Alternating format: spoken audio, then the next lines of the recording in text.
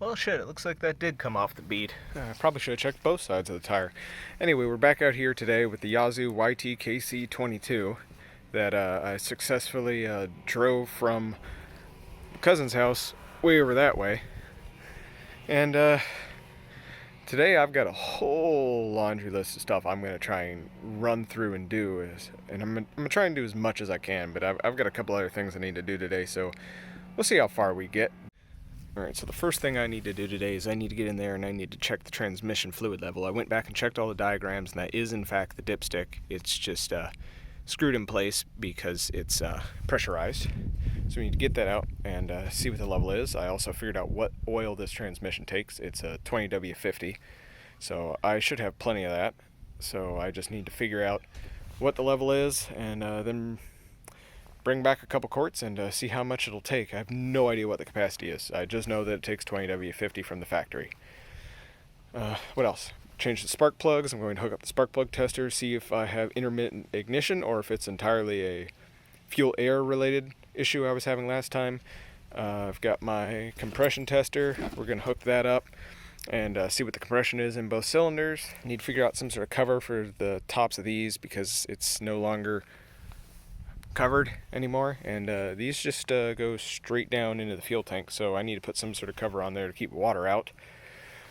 Let's see, the amp meter seemed to indicate that it only had about 6 amps, and I don't know if that's measuring the stator or if that's measuring the battery, and I also don't know if that's supposed to be volts or not, but we're gonna see. I just want to make sure that the battery is indeed charging, so we'll check that. I've got the grease gun out. I'm gonna grease as many Zerk fittings as I can find. I'm going to put air in all the tires, put that back on the bead. Looks like somebody bypassed the butt sensor at some point in time because it's no longer in the butt. And it also looks like all the bumpers are missing, so that's something I need to mark down on the list of crap I gotta buy. Same goes with that deck wheel over there and that belt down in there. I want to get it out there and see if it'll cut grass, but first I got to go through the whole fuel system. I'm going to replace the fuel filter, I'm going to replace the fuel pump. I should have brought a vacuum tester to check that line, but we'll check it eventually. I'm also going to get out the air compressor when I do the tires, blow all the dirt out of this thing, get the pressure washer, clean all the oil out the front of this so I can get a better idea of what's going on in there. I'm thinking my fuel issue may actually be the solenoid, because the engine just sort of dies. And I was able to find the service manual for this Kohler CH22S, and I'm thinking the issue is the solenoid. I was thinking it was an anti-backfire solenoid, but it is actually a fuel shutoff solenoid. And when the engine is off, that solenoid comes out and it shuts off all fuel going into the main jet. So my thought is I have a bad needle and seat, and I have a bad shutoff solenoid, and that's how gas is getting into the engine. And so my current stopgap for that is what you saw me do last time, which is I put in this inline fuel shutoff valve, and what I do is I park the mower, turn that valve off, and then let the engine run until it dies, and that'll take all the fuel out of the system, and then there won't be anything in there that can leak down into the engine. I'm also going to pull the carburetor out because I got to do that to get that solenoid out to test it. To test the solenoid, all I'm really going to do is just hook a lead up to the positive, hook that up to the positive on the solenoid, and then just tap it to ground and see if it comes in and out. And what it should do is it should come in and stay in. And if it's not quite coming in all the way, that can lead to the engine not having sufficient fuel and just suddenly dying for whatever reason. And we'll clean on that regardless, and then the carburetor's coming out, and I'm going to clean out the float bowl. I'm going to pull the needle out and see what the needle looks like. I don't know what kind of needle it is, but I'm assuming it's the kind that has a little rubber ring on the tip of the needle, and we'll see if that's got a massive groove in it or if it's just deleted. One other thing I need to fix on is this guy right here. This is a valve that is supposed to switch you from one fuel tank to the other, and it is currently bypassed. And so whoever was using this last just bypassed that valve and put the fuel straight from this tank, which works. But that also means you have no access to that tank over there. Right, so this line is actually supposed to be hooked up here, and this line is actually supposed to be hooked up right there, and then this allows you to shift from one tank to the other, but that's obviously not working. And I believe there's supposed to be like a level in here that tells you how much fuel you have, and that's not there. I got no idea where it went. It may be in the bottom of this. And another thing I need to do is I need to drain all of that fuel out into there, because some of the issues I may be having may just be from old gas. This is at least 3 years old. So I want to pump all of that gas out into that tank, then put some, just a little bit of fresh fuel in here, take this off of the straps, shake it around, dump all the crap out of it that I can, try and clean it, get down there to the pickup. I don't know if it's a like a hard pickup or if there's a pre-filter on the pickup. I don't think there's a pre-filter, but I want to get in there and dump all the crap out of there, and then we'll put a couple gallons of fresh gas and see if that mitigates some of the issues. Oh, and we're going to replace the spark plugs as well, and probably a bunch of other shit that I forgot. So let's get to that. Alright, so first thing we're going to do is an ignition test. So that's a really terrible looking spark plug, and we're just going to pop this ignition tester on here, loop her back around like that so you can see her, and then pop the coil on. And then this will flash whenever it gets ignition. And what we want to see is that flash, flash, flash, flash, and then not stay on and not be off. So let's see if we got that at the very least.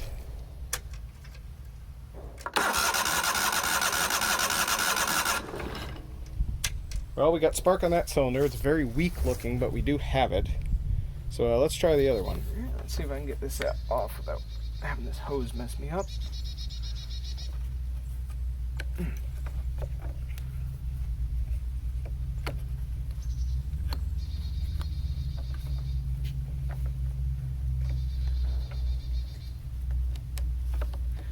Alright, let's try that one now.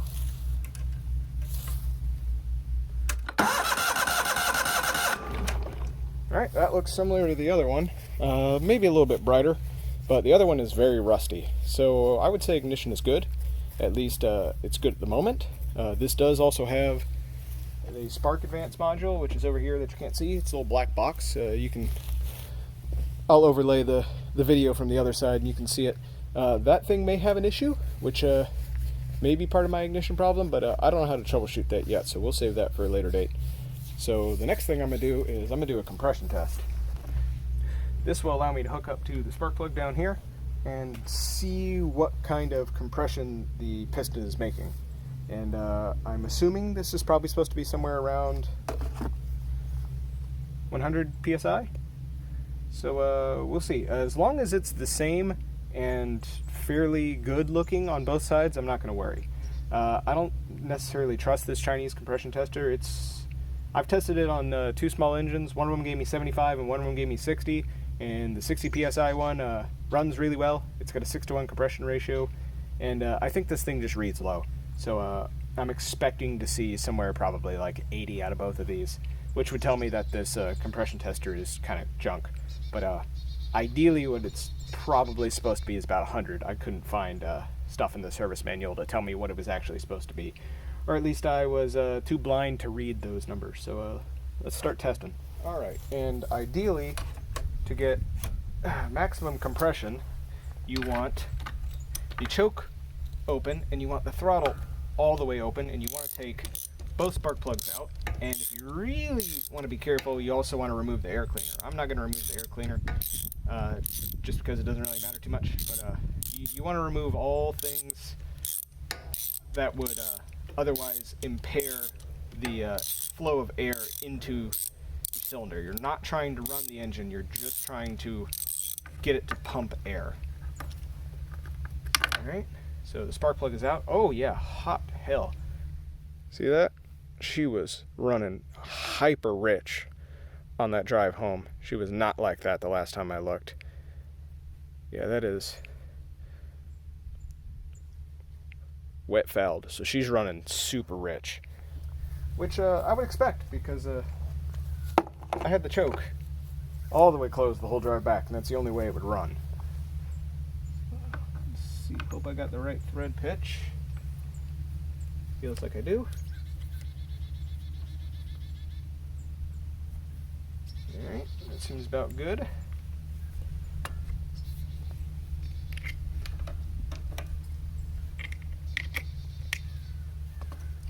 Alright, there you are, so that you can read.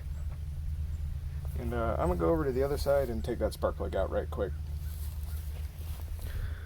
Here's the other spark plug. She's even wetter. That looks like engine oil to me. Either that or the intake was open and it was flooded with gas. Let me smell it. That smells like engine oil to me. So that might be a significantly different problem. Could be that the breather on this thing is clogged. So yeah, we'll note that and move right along with the compression. All right, so this gauge should hold pressure. So we'll see what it makes.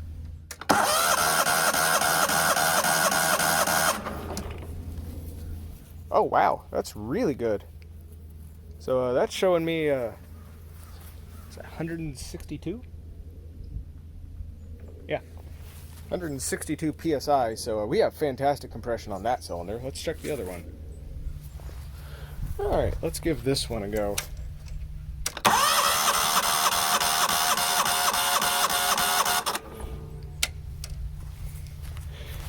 And that one reads nearly, it just broke 170, or maybe 169. Okay, it looks to be about 167, something like that.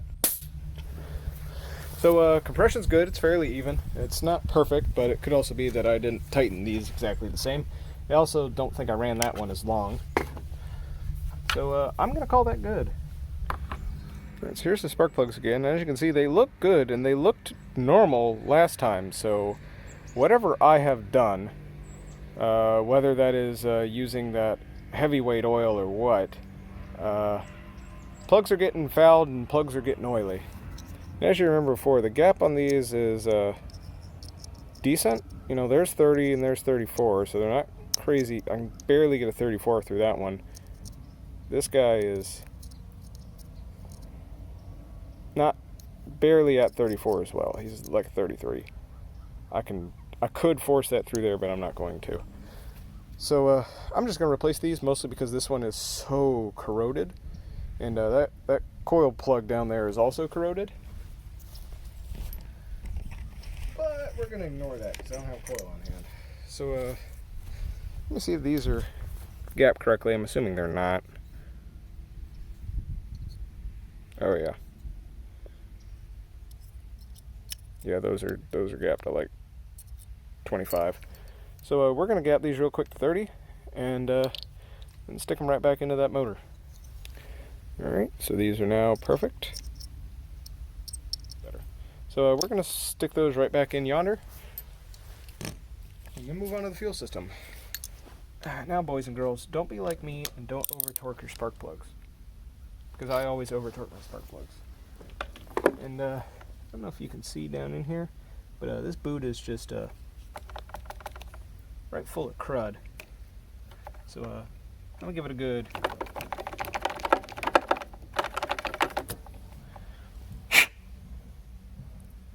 yeah, it is nasty in there. And we're just gonna take it on and off a couple of times, jiggle it around, make sure it gets a good connection. Time to get sprayed with fuel.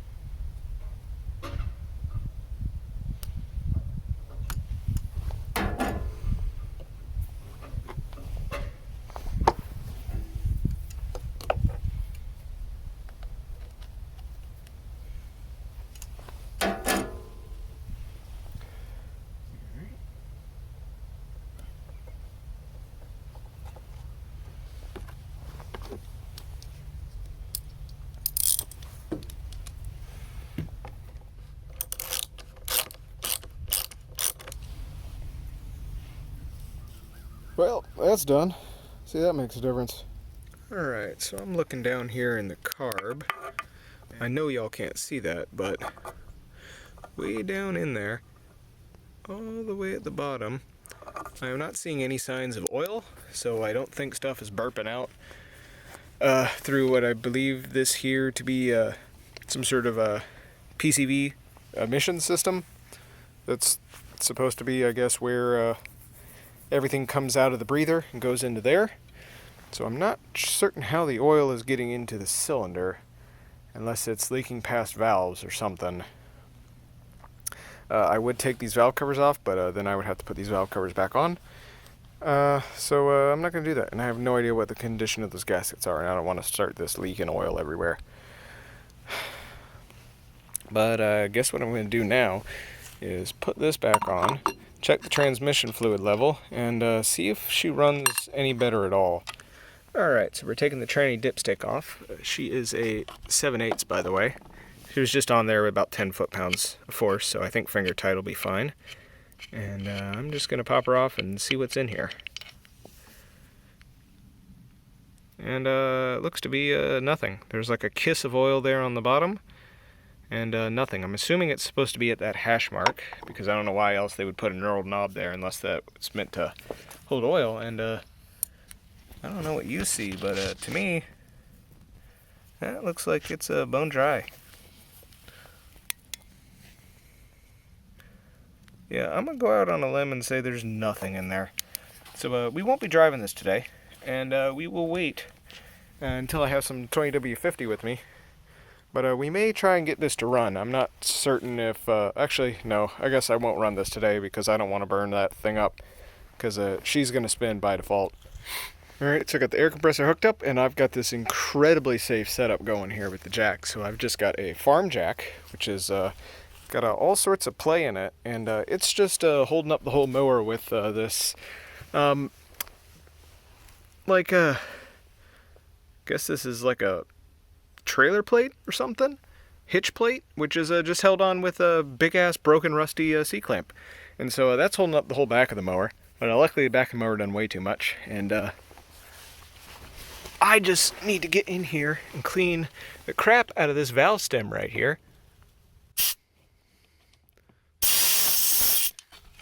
There we are. I think that should be good. And then, that could have taken my foot off. I'm going to hook up some air to there and see if I can set the bead. And I'm going to set the camera up for you so you can watch that. And watch me lose a hand. Alrighty, wish me luck. I'm going to need it.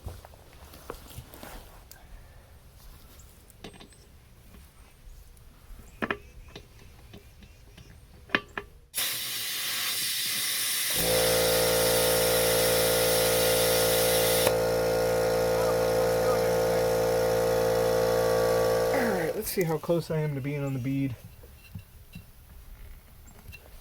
Not very. This is very unsafe. Here, let me just put my foot in harm's way too. I bet if I did that I could get it to do it. I do have a ratchet strap, I'm just lazy. Let's give this a second shot. Let's bust out the ratchet strap. Alright, let's see if I can lose a hand doing this or not. Oh.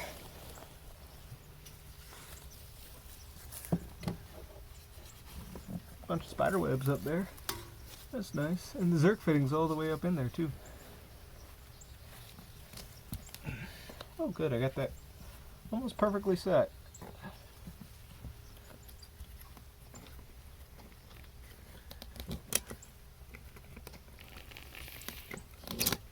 Alright. Let's see if that'll help me do something. Alright, moment of truth. Man, I just cannot get this in here. Hey, I think that did something. Hey, it did. Let me get this off before it blows up. Come on now. There it is.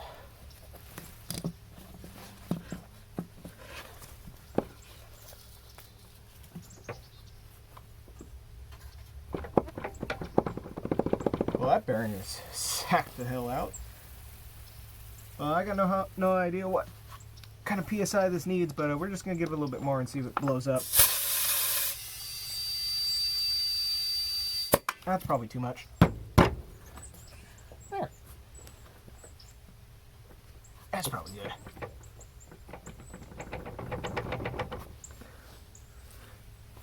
Let's see, where is this Zerk fitting up here? This doesn't exist. Or it's someplace you can't reach. Let me put both hands underneath this.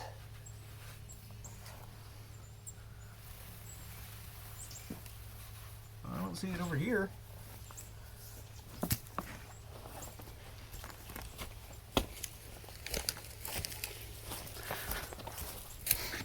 Do you see a Zerk fitting? I don't. Guess this will just never get greased. All right, let's move on to the other tires. Let me go find a valve stem cap for that back one. Ooh, this rim is beat to fuck.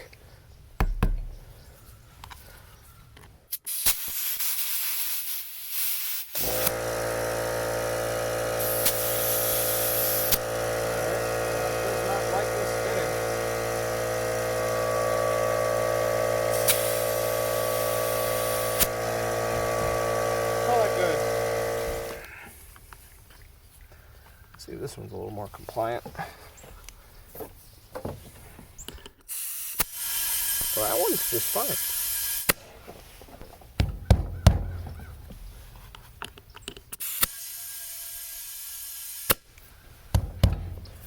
That should be good. These are way too much pressure. I'm just OCD, and I like to do things wrong. All right, I've got exactly not enough line to get these. Good God. What is wrong with this guy? Well, that one's not coming off. Ooh, that one came off though. So let's see if these even hold air. Like Zerk fittings up here.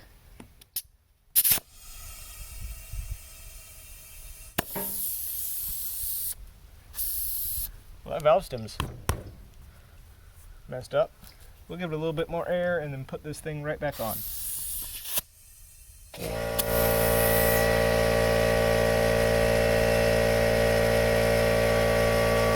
That one needs a traitor valve. Alright, you're getting plied. Alright, I asked nicely.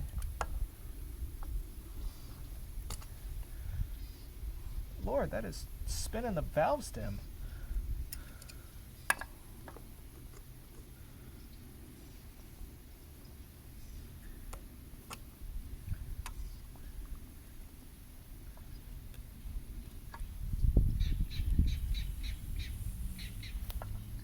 Yeah, I'm quite literally turning the valve stem. Oh, there it came. Finally. But yeah, I was turning the valve stem inside of the tire. Ooh. Get some air.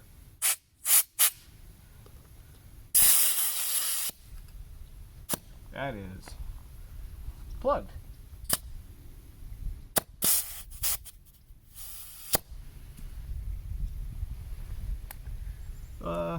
Yeah, these guys are right fucked.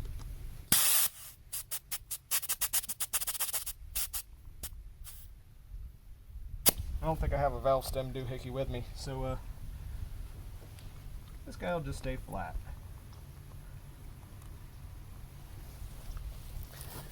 Now we get to do this though. Yeah. Alright, now just real quick, I'm gonna use this air compressor and just blow all of this loose crap off of here. See how far we can get. I'm eventually going to pressure wash it, but I want to get all the loose stuff off before I, soak it down with water. Let's see how well this tiny little air compressor does.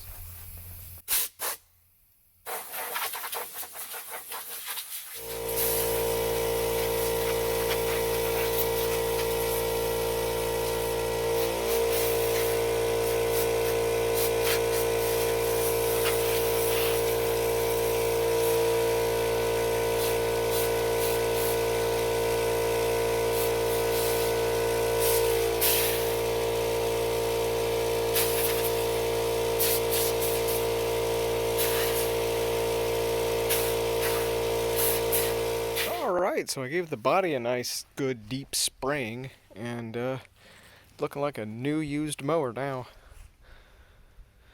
That's much nicer looking. There was so much crud down in here. You couldn't even see the individual components. I'm still not really done, but I'm gonna call it good. I noticed something over here too while I was doing this. See that yoke right there?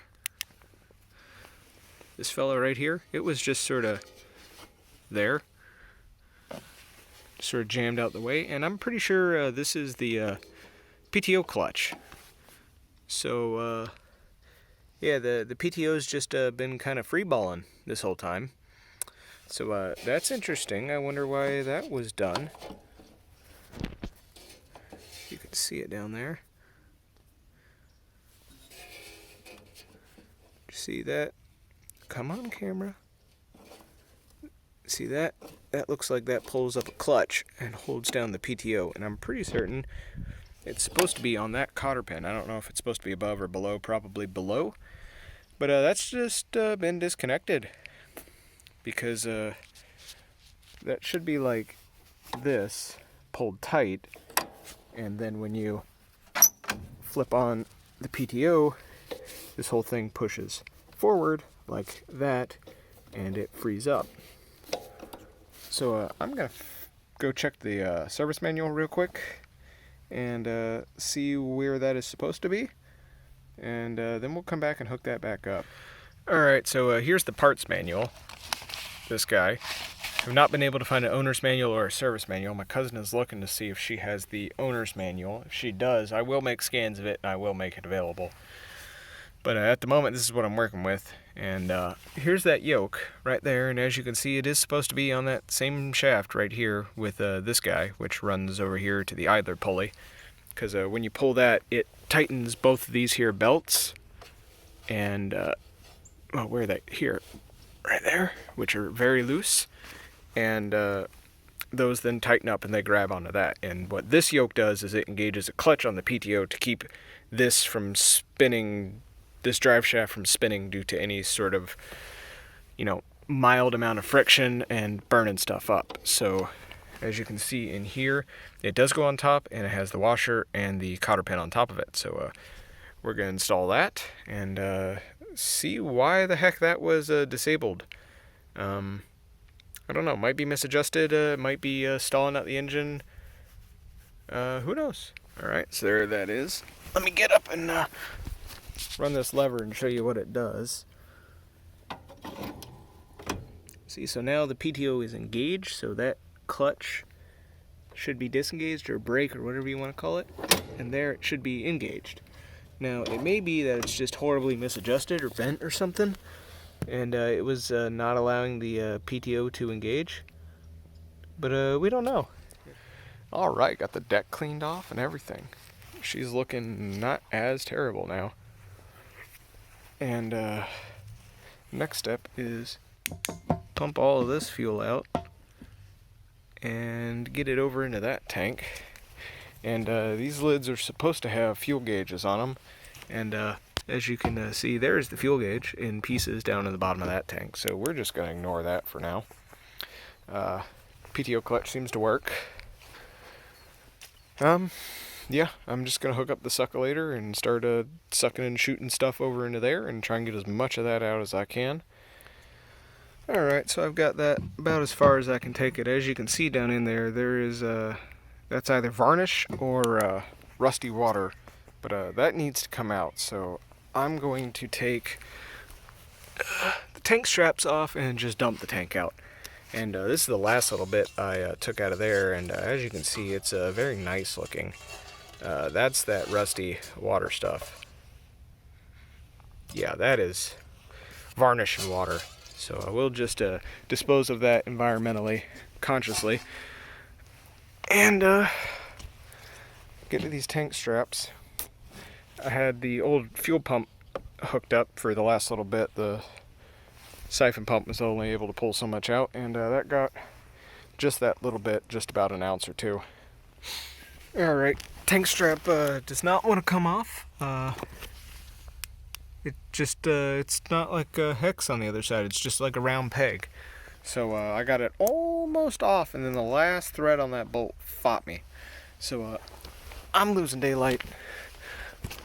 So we're gonna call it a day there. I'm high on gasoline. Yep. So got my marching orders. I'm gonna go get some 20W50, bring that back, fill up the transmission, get that fuel tank off, dump the last little bit of crud out of there, puts just a smidge of new fuel in there, shake it around, dump it out, and then fill it up with about a gallon or two of fresh gasoline, ethanol free if I've got it. Oh yeah, one last thing before I forget. Valve stem cap.